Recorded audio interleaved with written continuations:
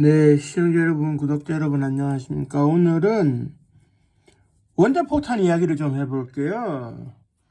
원자폭탄에 대해서는 다 아실 만큼 아시니까 제가 이제 여러 가지 이제 설명은 생략하고요. 결국 그 원자폭탄이 투하될 수밖에 없었느냐, 이 문제를 조금 이제 얘기하려고 하는데요. 그 원자폭탄은 그렇습니다. 미국이 그 나치가 원자폭탄을 개발하는 것을 막고 먼저 선점하기 위해서 개발을 했어요. 그 맨하탄 프로젝트라고. 그런데 이제 45년도 7월 25일에 포츠담 선언이 있던 그날 아기는 무사히 태어났다는 그 전보문과 함께 이제 뉴멕시코주 사막에서 폭탄 투하 실험에 성공을 했는데, 사실 그래요. 그 당시의 분위기가 미국은 본토인 하와이가 공격당한 이후로 소위 그런 끝장을 보자는 그런 분위기였어요. 그렇기 때문에 무기 개발이라고 하는 것은 투하를 할 생각이 없으면 만들 이유도 없는 거죠. 지금이야 전 세계 10여 개국이 핵무기로 설치되고 있기 때문에 원자폭탄을 함부로 사용하지 못하겠습니다만, 그때 당시에는 미국 혼자 가지고 있었기 때문에 투하는 어렵지 않았어요. 그리고 이제 그때 당시에 일본의 상황이 어땠냐면 1944년 10월 달에 모든 걸 내려놓고 항복하자는 고노에 후미마루 총리의 그런 제안이 있었는데, 일본 대본령이 거부를 했어요. 무슨 소리 하느냐, 1억 명의 일본인이 다 죽더라도 우리는 싸우자.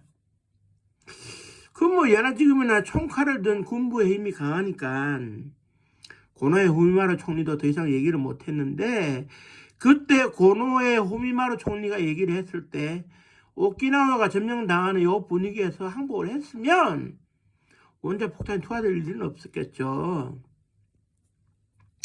결국 원자폭탄 투하라는 것은 일본이 자초한 일입니다.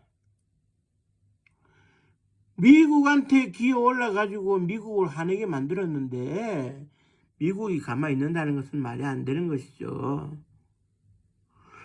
미국은 원자폭탄으로 자기의 힘을 보여줌으로써 더 이상 우리 미국한테 건들지 말아라, 도전하지 말아라, 이걸 보여준 거고, 일본은 투하될 수밖에 없으니까 히로시마와 나가사키에 투하되고 맞을 이유가 있기 때문에 맞은 겁니다. 저는요 지금도 그렇게 생각하는 게, 폴 티비치 대령이 원자폭탄을 투하한 정당성은 전쟁 중에 있다고 생각하고요. 그분을 만나면 그런 얘기를 해주고 싶어요. 당신은 당신 할 일을 했는데 그렇게 죄책감 가지지 마라. 일본이 피해자이긴 하지만 도리어 가해자가 아니냐라는 생각을 해볼 때 어쩔 수 없는 원자폭탄 투하였다. 저는 지금도 그렇게 생각하고요. 그거에 일본인들이 반발하는 것은 자격지심이죠. 자기들이 원자폭탄이 투하될 일을 만들어 놓고 억울하다 하면 안 되는 겁니다. 다만 원자폭탄으로 이제 사망하신 십수만에 달하는 피폭인들에 대해 가지고는 제가 이제 명복을 빌어드리겠지만, 그때 당시 일본 정부에 대해 가지고는 하나도 아쉬운 게 없어요.